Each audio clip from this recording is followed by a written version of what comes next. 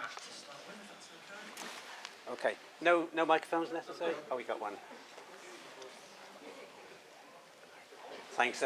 Joe Cook, I stood as parliamentary candidate, you might remember, Jeremy, in 2015 and 2017 in Castle Point, our neighbouring district. I do, Joe. Thanks.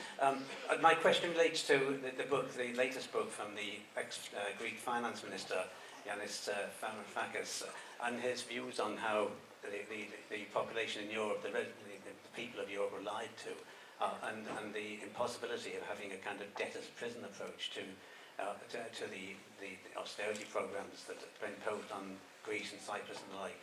And I haven't seen much from John MacDonald and yourself and others as to his views, which were quite pressing, I think, about how things have to change. And I just wonder whether you could comment on that and its effects on us, and also even, for instance, how Venezuela is being treated by America similarly. It just seems to me that we're attacking democracy by these methods of austerity imposition. So I'd love your comments on that, Jeremy. Margaret, I think.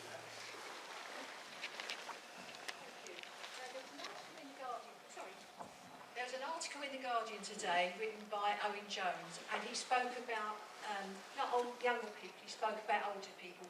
How are we going to engage older people to to recognise that the Labour Party has something to offer them? Thank you. Matt, final the thread. Hi Jeremy, Matt Dent. I'm the Labour Party candidate for Kersal at the local elections next May. The people in the ward that I'm standing for are the sort of people who need a Labour government and a Labour council and Labour policies. There's serious housing need and serious health inequalities in the ward. Part of the reason behind this, I feel, is that for the last 7 years the Conservatives have been slashing local budgets. They have devolved the axe to local councils, knowing that they can escape the blame for the cuts that will end up being made. How important do you feel it is that we, when we get back into government, restore local government budgets and start putting the money back into the communities that really need it? Yeah, thanks for your questions.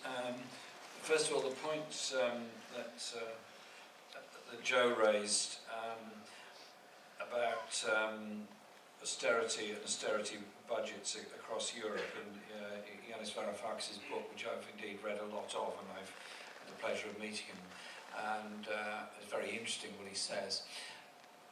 Austerity was the answer to the 2007-2008 banking crisis, and all of us, bailed out the banks and the banking system, not just in Britain but all across Europe, and indeed a large part of the United States as well.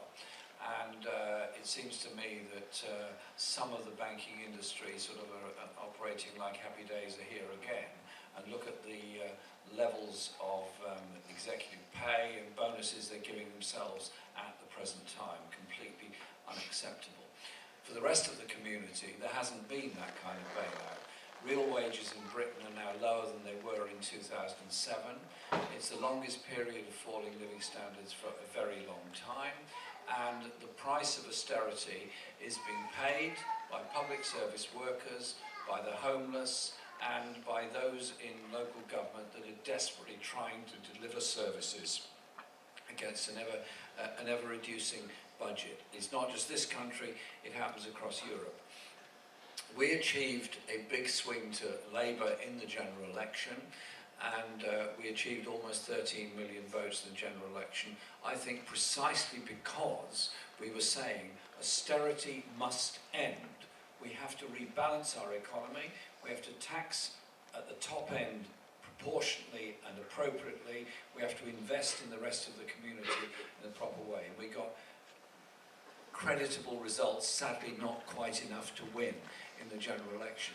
On Saturday I'll be meeting a lot of European Socialist parties from all over Europe and outside the EU, including, for example, Turkey and other places, and we're having a discussion on that. And what I want to impress on them is the need for all of us to speak with one voice, that we challenge the whole politics of austerity and everything that goes with it. Because it's really a kind of intergenerational issue as well. We've had now 30, 40 years of neoliberal economists lecturing all of our people, saying, well, if you're a young person in modern day Europe, United States or Britain, you better start thinking about getting private healthcare insurance. You better start thinking about getting your own house. You better start thinking about making provision for your own pension. And saying, in effect, to young people, the social wage benefit that I got as a young person, free healthcare, free education, and a good chance of getting a sustainable, affordable, permanent rented place. Forget all that. Look after yourself in the future. We're simply saying, in an era of unparalleled technological advance, the fourth industrial revolution, surely the fourth industrial revolution ought to be the opportunity for sharing wealth and bringing a better living standard to the entirety of the population, rather than blaming minorities, blaming migrants, blaming refugees, always blaming somebody except the system that keeps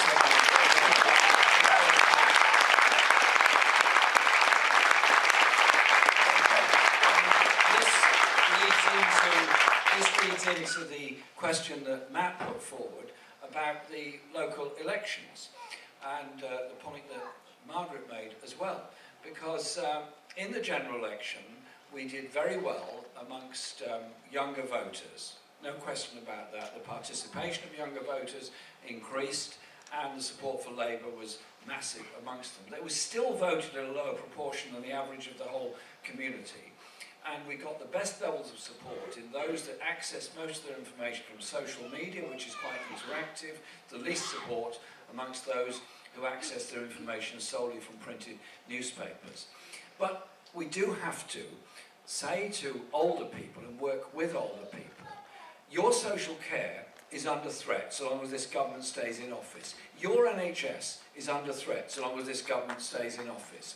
Your pension triple lock is under threat so long as this government stays in office. And that we as a Labour movement were proud to support the whole principle of decent state pensions and provision for older people and a social care system worthy of the name. But it's also what we do as a community, because too many older people often feel very isolated, often feel very alone, often feel very lonely, often feel left out of things. And we have a role as a movement to be more active in the community and bring people together. Part of that relies on public expenditure, part of it relies on social attitudes. So the point you made about local government spending. I spent 10 years as a local councillor, and I enjoyed it and managed to build community centres and improve public services, and we, I thought, made some great advances. I meet colleagues who are now local councillors desperately trying to defend whatever service they've got, because year on year on year on year there's a reduction in the money they get. I want local authorities to be properly funded. I also want local authorities to be part and parcel of local economic development. So our National Investment Bank will have regional investment banks and regional development funds, which will be heavily influenced by what local government wants. So we want the community as a whole to be involved in that economic development. I think that's the answer to the prophets of doom and the naysayers that say there's no alternative to austerity. There is. It's called justice, it's called equality, it's called investment, it's called fairness.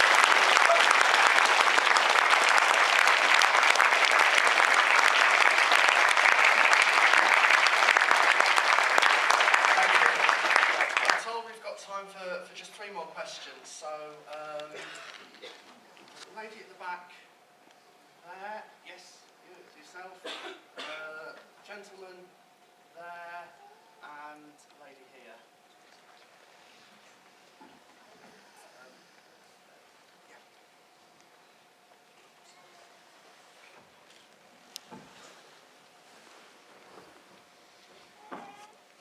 Hi, my name is Bethany Bell. I'm from the University of Surrey in Guildford. A lot of the students there are very eager to see change in Guildford. Obviously, it's very conservative at the moment, as Southend was, obviously.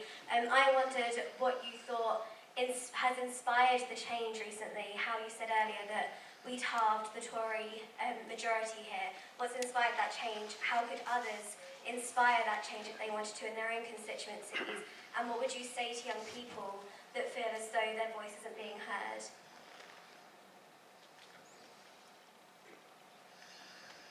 Sorry, I didn't get your name.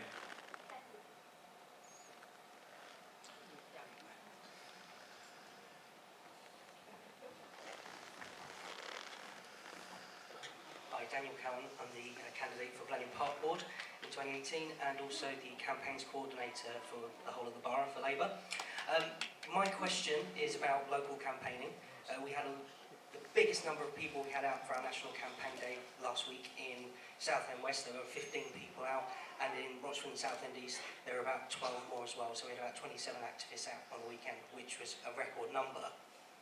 What I'd like to know is what can we do to get more people out and about at the weekends, in the evenings, like some of the core campaigners, knocking doors, engaging with people. As we often find in the general election, we had a lot of people, 151 people came out for the Rochford and Southend East campaign.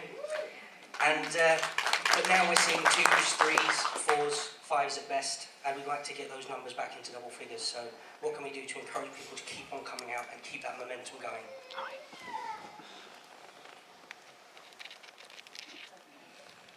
My name's Laura. I've got several children. I've got a couple at university. I've got a child in college. I've also got a child in primary school and a young son who's just started year 10. He can't attend school because he has additional needs. We have to pay for him to go to an education centre. He doesn't get any funding from the local council or anything like that. I just wonder what can be done quickly to help resolve some of the problems we're having in education, i.e. LSAs being cut from most of the schools that 2 of my children with additional needs attend, and then giving them the ability then to gain a full education as opposed to just core subjects, which is what my son's getting at the moment. And with my older children, I wonder, although you say about getting rid of tuition fees, will they still walk away with their huge debt, because they're under a different government, or will that go back to a certain date? Okay, thanks for the questions that you've had there. Sorry, was somebody else had a question? Everything all right? Everything's all right, are they? Yes. Keep calm, keep calm.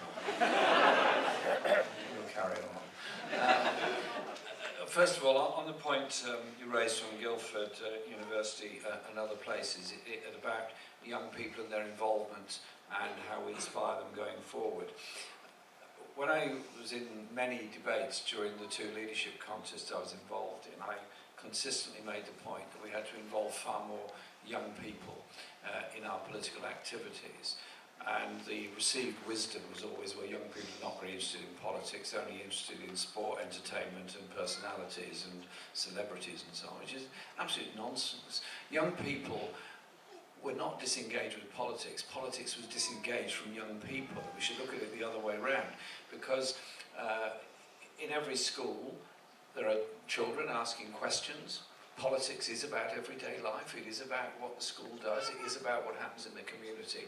And I spend a lot of time visiting schools, colleges and primary schools, and you find this wonderful sense of inquisitiveness against young people about what they can do in their community, in their environment. Sadly, they're not often given answers of what they can do, and that sort of turns them off.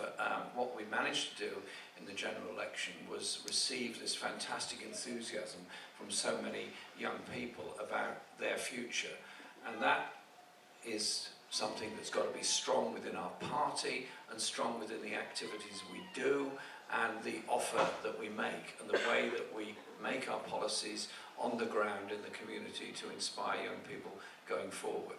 Because if we're saying to them we are prepared to make very tough decisions on dealing with the university fees issue, then I think that is a very big offer, because we're actually saying we believe in you and we believe in your future.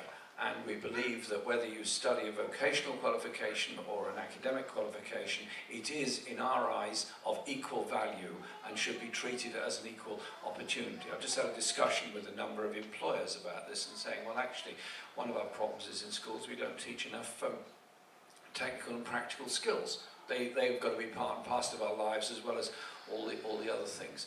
I think we are doing well as a party with young people, but we've got to go a lot further, and I look forward to young Labour becoming even bigger, becoming much more inclusive, and that we do cross over what are seen as in the past as boundaries between political debate and between music, entertainment and literature. They're all part of people's lives. Politics should be part of everyday life, and we should be, as a party, part of that community. And I'm looking forward to developing that support and hopefully in a general election getting even more support from young people in order to win an election. On the points that Paul made, and well done being the campaign... Daniel, I beg your pardon. I've just renamed you as Paul. Because I thought, Daniel being a campaign organiser, so there's too many connotations of Daniel in the lion's den. So I thought you might get... Very appropriate. Thanks for taking on the role. Road to Damascus. Thanks for what you do. The elections next May for local authorities all over the country are going to be extremely important because we've got to get a lot of people involved. We've got to take that challenge to the government. Yes, they have grotesquely underfunded our councils, and the loss of public facilities is a direct consequence of government underfunding. I want us to campaign on three things, really. One, the budget that they're trying to get through Parliament at the present time, presented by Philip Hammond as some kind of rabbit out of a hat that was solving all our problems. Utter, absolute nonsense within it. It is all about continuing tax reliefs and tax write-offs at the top end. It's all about continuing the attack on the living standards of working class communities at the other end. Secondly, the housing crisis this country faces. We cannot go on supporting the building of unoccupied luxury houses and flats in London and some parts of the London borders, and at the same time saying that homelessness is a bit of a problem that can be sorted out with 3 pilot areas, and we might deal with street homelessness and rough sleeping by 2027. I'm sorry. I want to live in a society, and we are a society which is in the 6th richest country in the world, that makes sure everybody is decently housed in a secure and safe accommodation.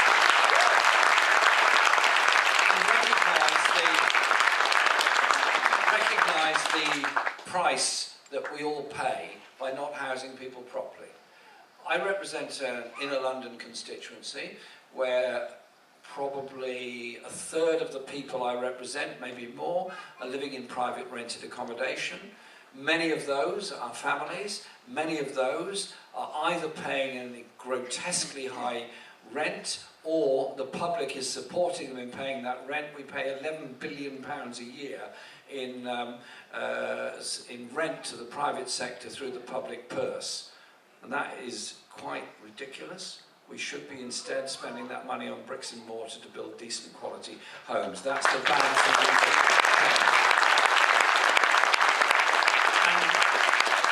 and families growing up in overcrowded accommodation, insecure, plays on their minds, plays on the minds of the children. In some cases, children have to change schools several times during their school career. Damaging to them, damaging to the school, damaging actually to all of us. And so we're very committed on housing policies of investing to build far more council properties and genuinely affordable first-time buyer properties, and give local authorities the power to regulate the private rented sector to decent minimal standards, secure tenancies and regulated rent right across the country. Plenty of other countries do it. It's not that extreme or not that unusual. It's seen as a sensible and normal thing to do.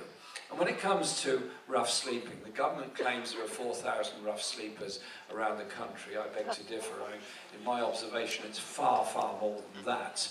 But there's a kind of moral question here. in our own individual lives, none of us in this room would sort of pass by on the other side if we saw somebody in a bad state on the street. You'd go and help them.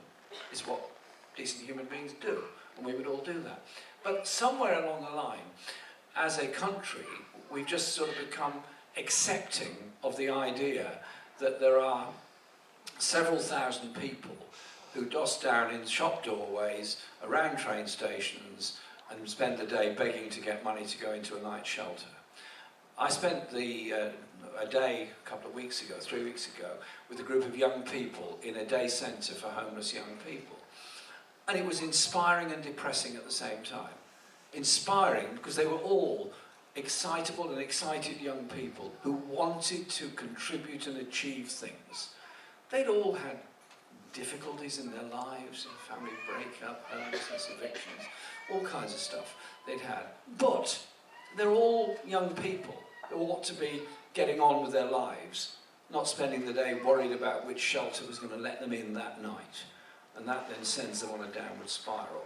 And so I am determined that a Labour government, as a matter of emergency, would purchase places necessary to get hostel accommodation and, moving forward, fund local authorities so there was move-on accommodation. I was talking to the YMCA here this morning about that. Southend has a large number of rough sleepers, as does pretty well every other seaside town around the country.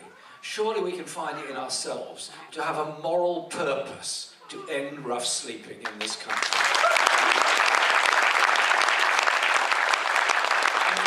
The point that you raised about special needs education, I share your concerns about this, both from personal experience of dealing with a number of cases and many people that I've met on this.